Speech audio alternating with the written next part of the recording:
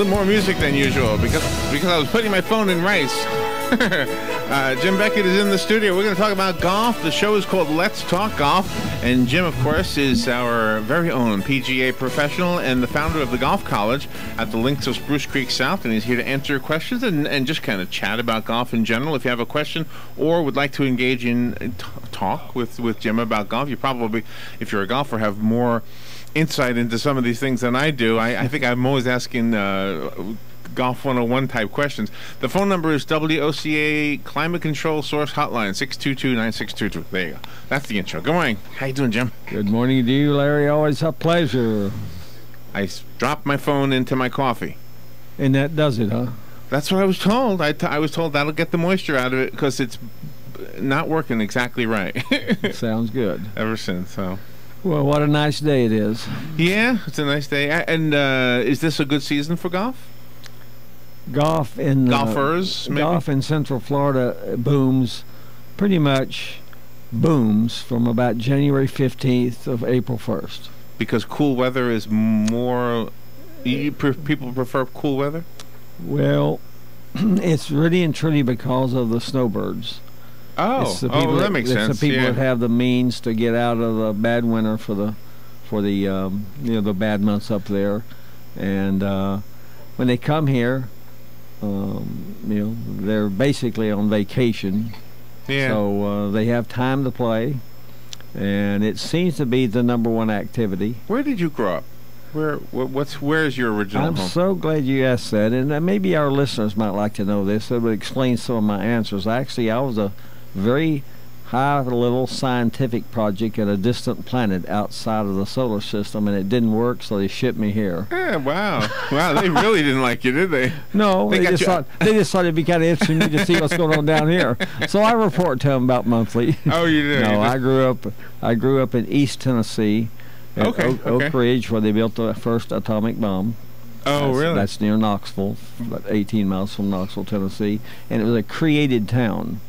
They built a fence around the whole thing, and it was a created town. A lot of security back then. Really? We still were thinking that they might be an invasion, so we had a lot of defense things in case there was an invasion from Japan. Wow. And what was it called?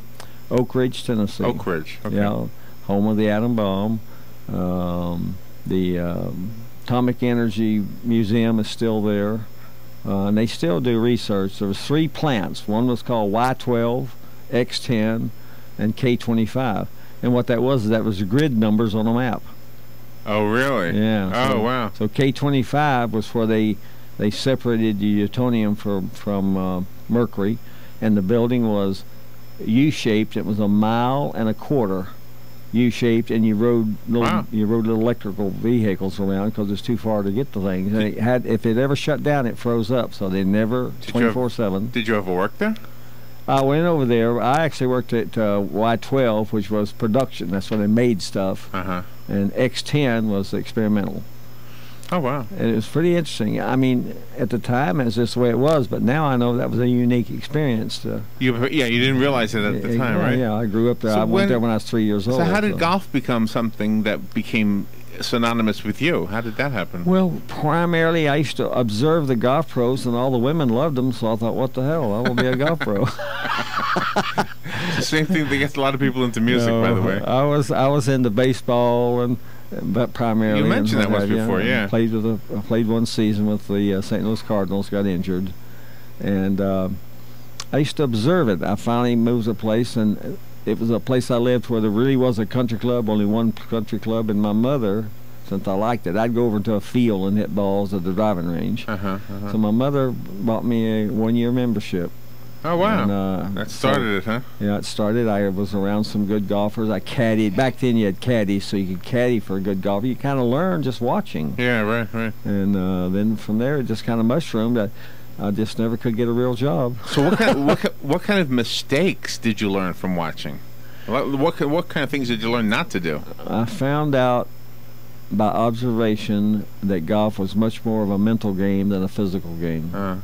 Everybody can make the swing. I can show anybody how to take the resources they have, whether they're limited or they're handicapped.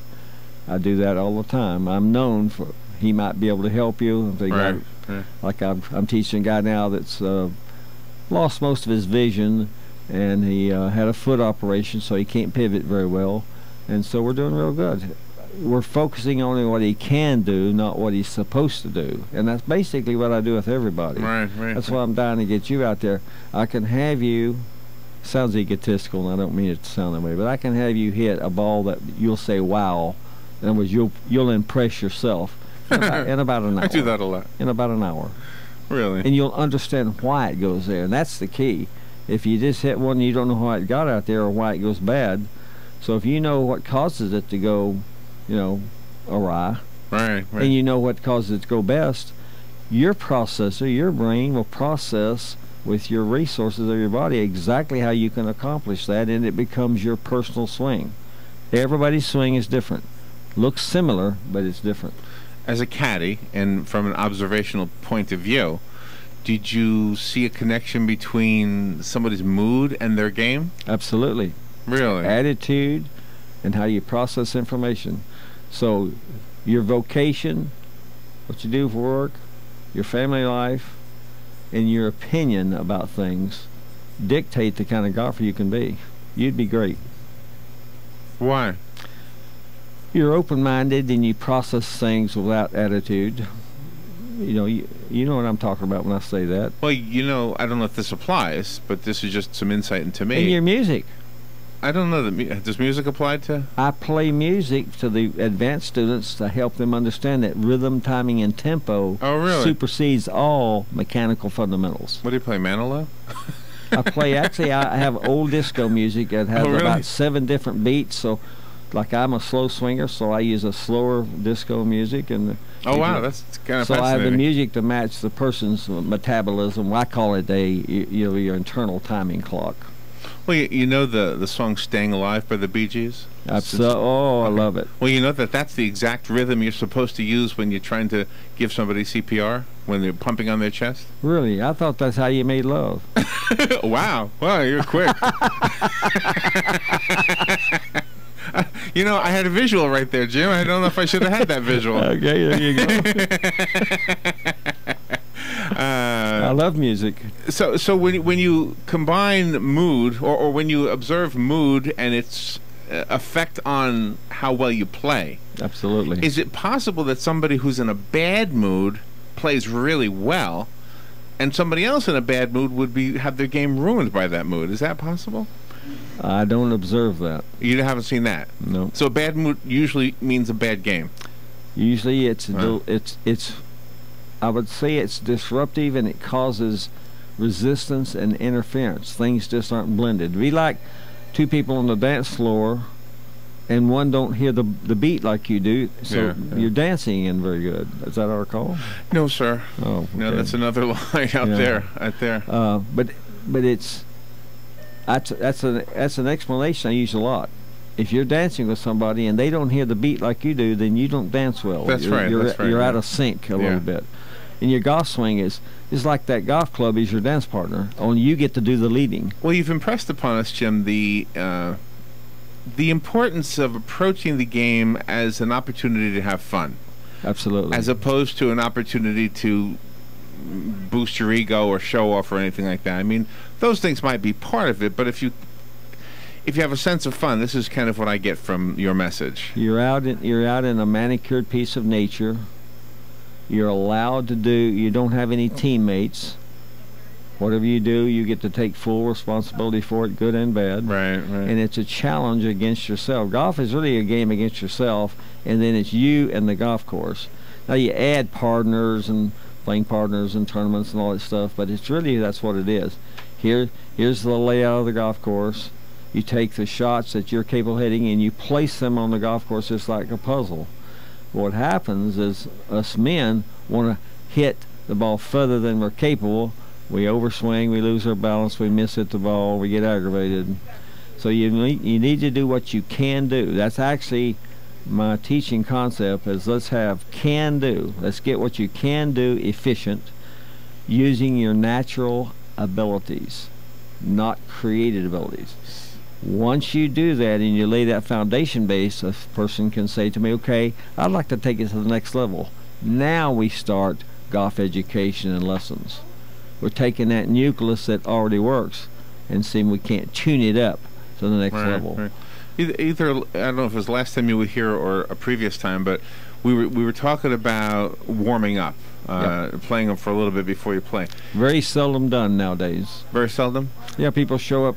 They have 11 o'clock tee time. They show up at 10:50. They can't even get out of their car and get their bag on the cart and get their... At that point, we were talking about using the warm-up time as a way to have a better game. It calms you down. Okay, so that calms you down. That's where I was going with this, actually. I call it get rid of driving the car at us. When we drive cars nowadays, we have to do double focus, and we get aggravated because it's going too slow or people cut us off or what have you.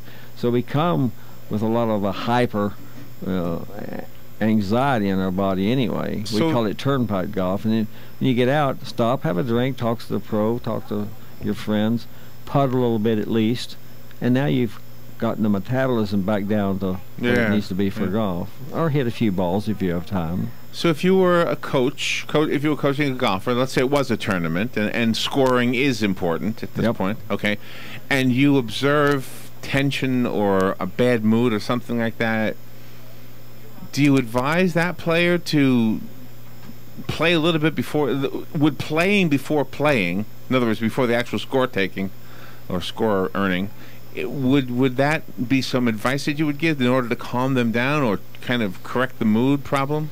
No, I wouldn't. No? If they were in that mood, I might tell them, let's go in the 19th hole, and if you're a drinking person, have one drink. And that would do it? For some people, it would. You sit down, quit moving. Yeah. Take a break. Get with somebody you communicate with that you like. Have a drink. Or, if you want to be focused on golf, just go to the putting green and putt.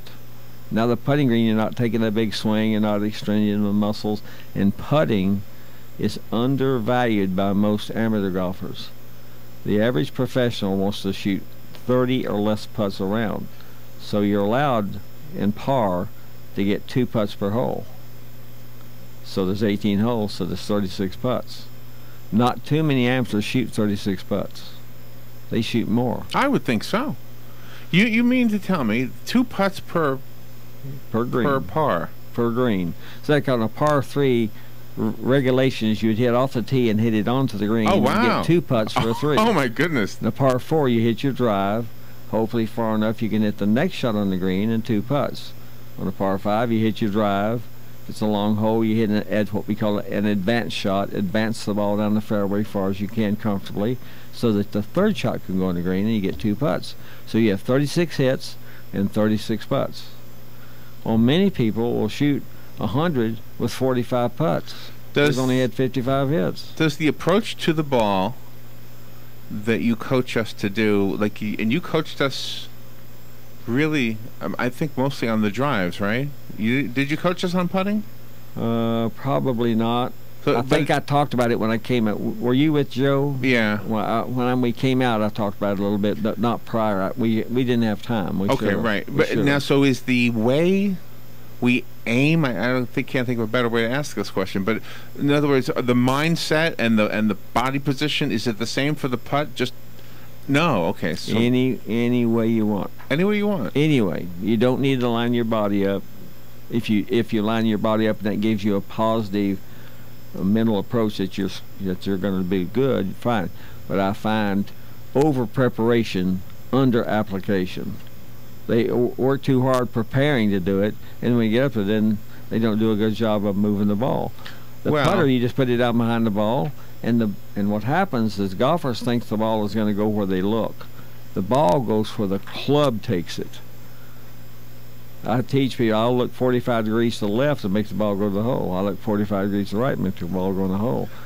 It's where the club goes. Well, here's a mistake I learned from during that outing, is that, okay, here's an example. Let's say the ball was 3 inches from the hole. And I think, well, oh, man. And I just kind of one-handedly just think I'm going to knock it in, and I miss. Because you think it's easy. Correct. Even though maybe it is easy technically, but if you really kind of just brush it off, that's what happened to me when it actually made a loop, it made a U-turn. Yep. if you hit the edge going a little too fast, it can make a U-turn right back at you, or turn left or right. Right. It hits the edge of the hole, and the hole swings it that way. So if I couldn't do that if I tried, but it did it when I was trying to get it into the hole. Correct. Yeah, and it happens to the best. There was a very good golfer that played on the tour over 25 years in the British Open. He played way above his head, was ahead by one shot. All he had to do was make a 15-inch putt on the last hole. Well, in his mind, he'd already won. And a 15-inch putt, most people could make 999 out of 1,000. Oh my goodness! It's one of those things. 15 inches. Yeah, just 3 inches more than a ruler. And he got over the ball, and all the people watching, was a lot of buzz going, he's going to win the tournament, and everybody was happy for him. Oh my goodness! And he leaned down and he tapped the ball, and he raised up to kind of be happy. Right. And it did what you said. It hit the edge of the hole and lifted out. Oh no! So he said it was somewhere between $5 and $20 million that cost him. Now the tournament only paid maybe $100,000, but being the British Open champion would have been multitudes of lifelong, sponsors and things he could have done to get other money. It didn't get it. I learned a lesson from Robin years ago. Now you don't know this about Robin, but she used to be a motorcycle chick. No, I would have never thought that. That doesn't surprise me at all. And this is the lesson. She said, as soon as you think you're so good at a motorcycle that you're never going to fall off, you built. That's when you got to watch, because that's when you're going to fall. You're so confident. Yep.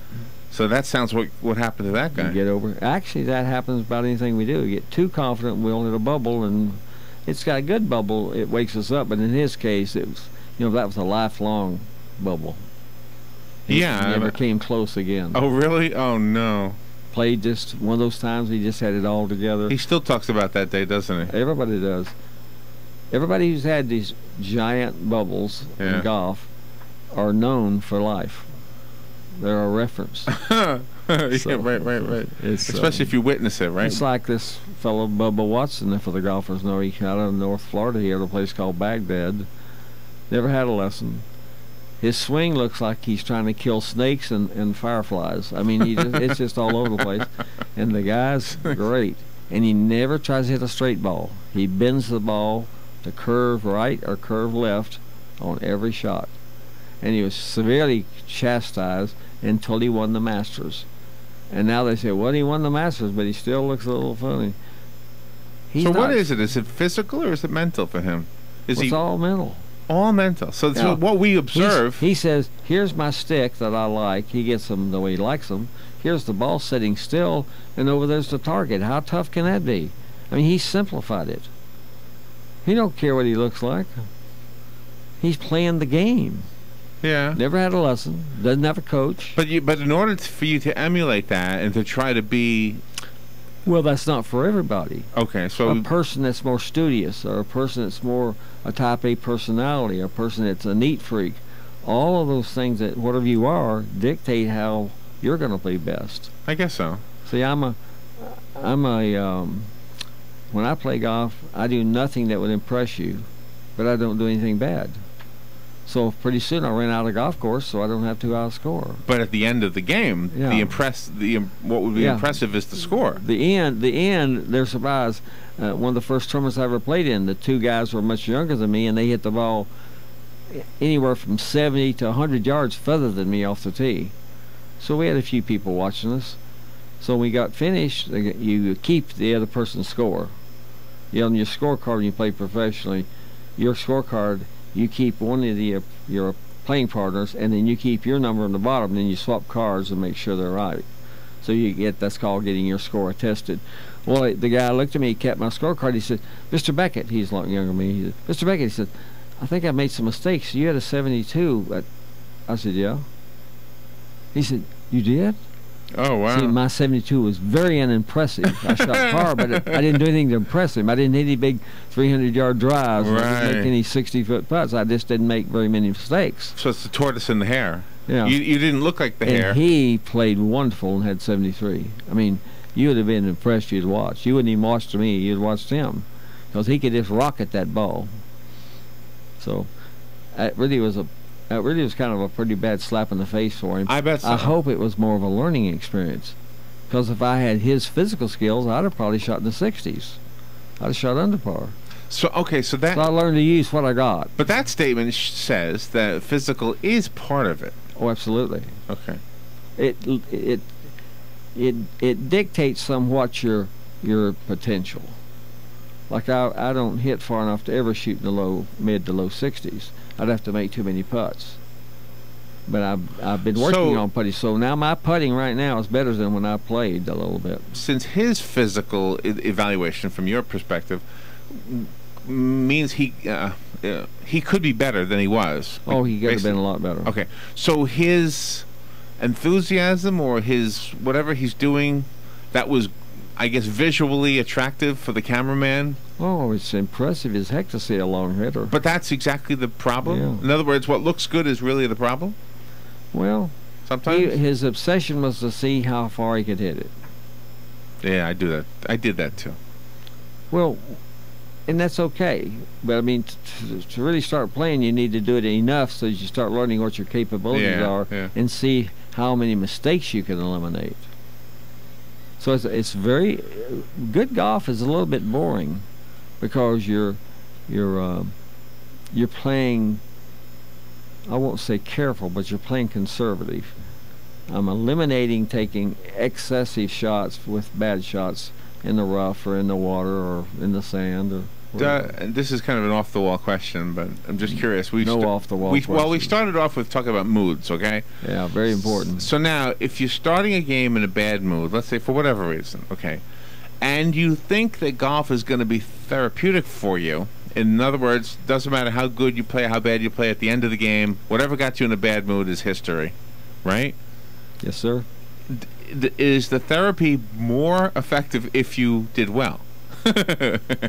Certainly. Oh, really? Okay. If you watch any TV golf, they'll talk about how the golfer finished. They'll say he played a great round, and on the last hole he hit it in the water, he hit it over the green in the sand, he chipped up and he missed the putt. Well, he says now that's gonna be on his mind all night long. Yeah, right. Or if they had kind of a rocky round and they finished well, the last hole they had a nice drive, they hit on the green and they made the putt. He says, well, that's going to help him tonight at dinner. He's going to come back tomorrow remembering that and put him in a better mood for the next round. I love these chats, Jim. I do too. I think you're like a philosopher more than a golfer. A little bit. I think that's. Well, I'm an observer. I think that's part of why I enjoy these conversations. Yeah. Jim, if somebody wanted to hire you, employ you to be their coach or their teacher, what do? They call you at the golf college? Yeah, what we have now, if we've got a moment, now that I'm at the satellite campus down on 466 in the Villages, it's a golf store called Village Golf Liquidators. What they do is they're trying to help golfers be more conservative with their money and still get good equipment. Now, some people want the brand name, and that's okay. Right. But they're trying to help that other segment, and that's a big segment. So I have a simulator there, like I did at the main golf college, and so I'm now doing private schools, which is if you really want to learn golf, which are 20 hours long. You spread them out, maybe over 10 or 15 sessions, Or then I've got basic lessons, 3 and 5 lesson packages. So the lesson takers are golfers that just trying to fix one thing in their swing, maybe the slice or whatever, they don't putt well. Right. I don't recommend that at all. Even a golfer that's accomplished, I recommend they take the school. When they sign up for the 20 hours, I now know I can go slow enough for them to digest the information, reprocess it, and put it into a practical application. It's a process. So right now we've got a special running. If you take the 20-hour golf school, it's a $100 discount. Oh, wow. Okay. So is there a phone number we should write down? My phone number to get me personally, which is the best one to call, is 352-470-3876. Okay. That's my personal cell. If I don't answer it, it means I'm with somebody. I will call you back. If I don't call in a reasonable amount of time, call me again. Okay. It's what every golfer should do. It sounds very commercial, but you see what I do. I help the golfer in every area. It's just not hitting the ball. It's becoming a better golfer. Jim, as always, good conversation. It's great. Thank you for coming in. It's wonderful. I love it. It's applicable to so many things, by the way. Oh, it really is. Yeah. You can cross reference it to a lot of things. Jim, thank you. Thank you for all you do. We'll take a little break and we will be right back.